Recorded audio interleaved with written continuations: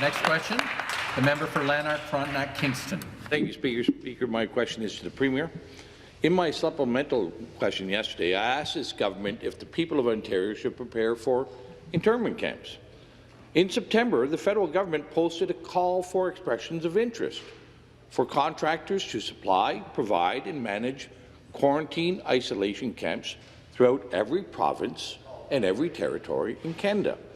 These quarantine isolation camps, however, are not limited to people with COVID, but provide a wide latitude for many people to be detained. Surely this government is aware of the intentions to build these isolation camps from coast to coast.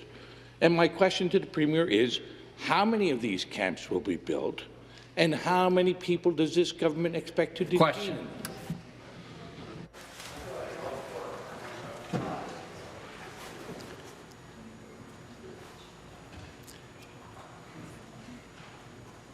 Government House Leader.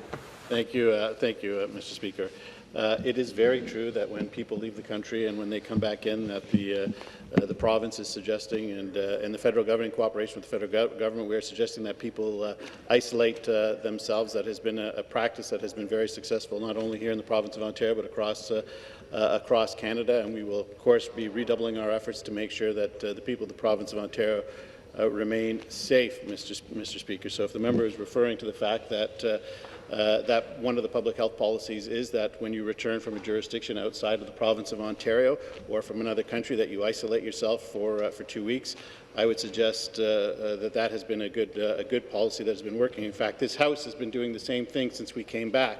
We are working in cohorts to make sure that the Legislative Assembly can continue to operate. That's why we have 2 separate cohorts, Mr. Speaker. Response. And with the cooperation of the official opposition, that is why all members of the Independents have been excluded from that cohort, because we want them to be able to participate in debate. So we will continue to do everything in our power to make sure that this House continues, but that the people of the province of Ontario and Canada are kept safe.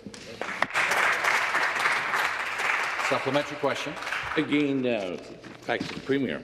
Here's the RFP, and in the RFP it uses clear language to express that these camps can be used for a broad spectrum of people, not limited to travellers. Indeed, it doesn't even mention international travellers.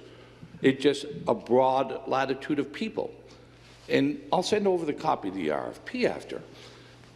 So your government must be in negotiations and aware of these plans to potentially detain and isolate citizens and residents of our country and our province.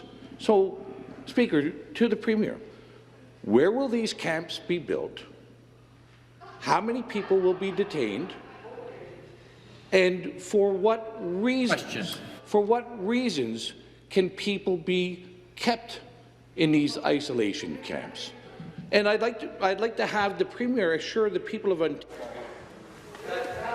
Member, take a seat.